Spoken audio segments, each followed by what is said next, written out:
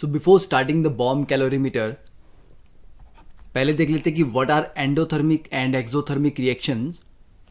किसी भी रिएक्शन में जब हीट एब्जॉर्ब होती है तो उसको बोलते हैं एंडोथर्मिक, और जिसमें हीट रिलीज होती है that is called exothermic reaction. तो एब्जॉर्बिंग का मतलब है कि हीट एब्जॉर्ब होगी तो एंथैल्पी बढ़ेगी, बढ़ेगी तो फाइनल वैल्यू ज़्यादा होगी, तो फाइनल माइनस इनिशियल क्या होगा, पॉजिटिव। तो इसलिए एंडोथर्मिक में डेल्टा एच पॉजिटिव होता है, और एक्सोथर्मिक में हीट रिलीज होती है तो एंथैल्पी कंटेंट कम होगा। एंथैल्पी कम होगा तो final minus initial value negative आएगी। तो ये याद रखना है कि किस केस में एंथैल्पी पॉजिटिव और नेगेटिव होती है। ठीक है, अब देखते हैं कि बॉम्ब कैलोरीमीटर क्या है। बॉम्ब कैलोरीमीटर में सिंपली एक एपरेटस है जिसके थ्रू हम एंथैल्पी और इंटरनल एनर्जी चेंज को मेजर करते हैं।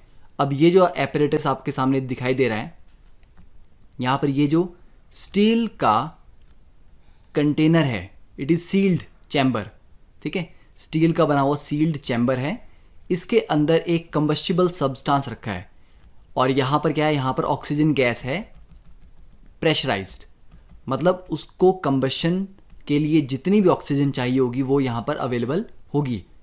तो ये जो सैंपल है इसको हम जलाते हैं, तो कोई भी चीज़ जलने पे हीट एनर्जी उसमें निकलती है, तो इसके कंबशन पे जो भी हीट निकलेगी उससे ये स्टील हीट को कंडक्ट करेगा।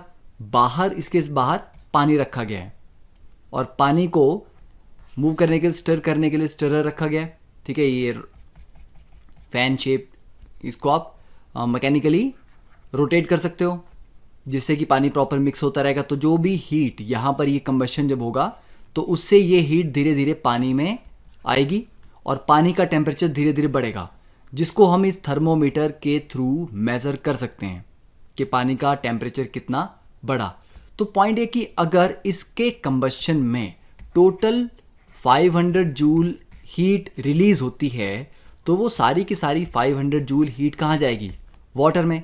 तो वाटर का टेम्परेचर बढ़ेगा, तो वाटर टेम्परेचर राइजेज।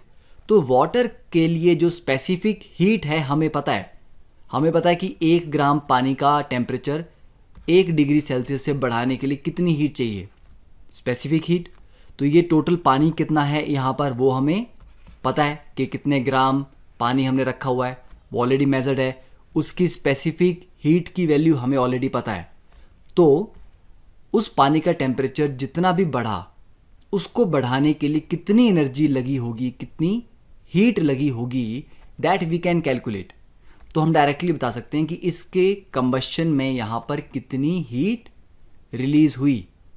और सेकेंडली, क्योंकि ये चैम्बर जो है जहाँ पर कंबशन हो रहा है ये फिक्स्ड वॉल्यूम का चैम्बर है, तो यहाँ पर डेल्टा वी ज़ीरो है, वॉल्यूम फिक्स है। वॉल्यूम फिक्स होगी तो वर्क डन एक्सपेंशन का ज़ीरो होगा, तो delta U is equal to heat change only. ठीक है, तो जो भी हीट चेंज यहाँ पर आएगा उसको हम डायरेक्टली डेल्टा यू से इक्वेट कर देते हैं। तो ये है बॉम्ब कैलोरीमीटर, एक स्टील का वेसल जिसके अंदर एक सब्सटेंस को जलाया जाता है, और उसमें जो भी हीट निकलती है वो बाहर जो वाटर है वो एब्जॉर्ब कर लेता है, और वाटर का टेम्परेचर कितना बढ़ा ये हम कैलकुलेट कर सकते हैं क्योंकि इसकी वैल्यूज़ हमें पता होती हैं। ओके, अब इस सेटअप में क्वेश्चन यहाँ पर पूछा गया है, प्रॉब्लम नंबर 6.6 सॉल्व एग्जाम्पल, कि 1 ग्राम ऑफ ग्रेफाइट को हम बर्न कर रहे हैं बॉम्ब कैलोरीमीटर में इन एक्सेस ऑफ ऑक्सीजन, और 1 एटमॉस्फेरिक प्रेशर है अकॉर्डिंग टू दिस इक्वेशन कि carbon plus O2 gives you CO2 gases. During the reaction temperature rises from 298 to 299 Kelvin. तो इस रिएक्शन में टेम्परेचर सिर्फ 1 डिग्री से बढ़ रहा है यहाँ पे। ठीक है, तो जब टेम्परेचर 1 डिग्री से बढ़ रहा है और हीट कैपेसिटी बॉम्ब कैलोरीमीटर के 20.7 किलो जूल पर केल्विन, कि 1 केल्विन से टेम्परेचर बढ़ाने के लिए बॉम्ब कैलोरीमीटर को 20.7 किलो जूल हीट चाहिए होती है। तो सिंपल सी बात है, टेम्परेचर बढ़ा भी तो 1 केल्विन है क्योंकि 298 से 299 हुआ है, और 1 केल्विन से टेम्परेचर बढ़ाने के लिए 20.7 चाहिए। अब यहाँ पर इस प्रॉब्लम में पहली बात है कि कार्बन के जलने पे जो भी हीट रिलीज होगी वो कौन एब्जॉर्ब करेगा? Bomb calorimeter. ठीक है, तो हम ये बोल सकते हैं कि heat lost by combustion of carbon is equal to heat gain by bomb calorimeter. ठीक है, तो ये बोल सकते हैं हम यहां पे। तो बेसिकली कितनी हीट गेन की है?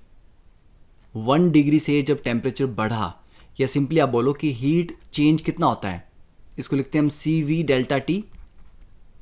ठीक है, क्योंकि ये टोटल हीट कैपेसिटी की बात हो रही है, क्योंकि यहां पर किलो जूल पर केल्विन है, पर मोल पर केल्विन पर ग्राम ऐसा नहीं दिया गया। तो ये टोटल हीट कैपेसिटी है। तो total heat capacity mean, total heat capacity क्या पढ़ा था आपने? C is equal to Q upon delta T.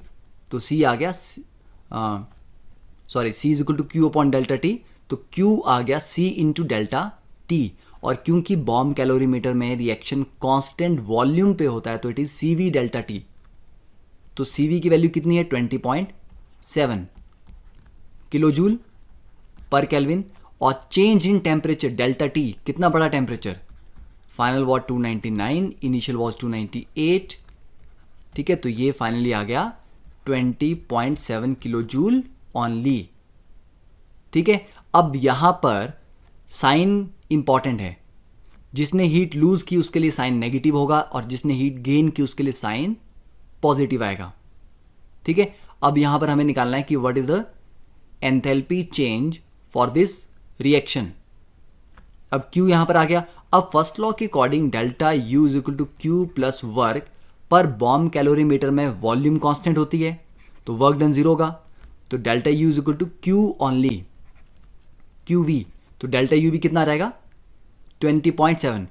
अब रिएक्शन की बात करें तो रिएक्शन ने तो हीट लूज की, तो रिएक्शन के लिए जो हीट आएगा उसको नेगेटिव लेंगे, क्योंकि रिएक्शन हीट लूज कर रहा है।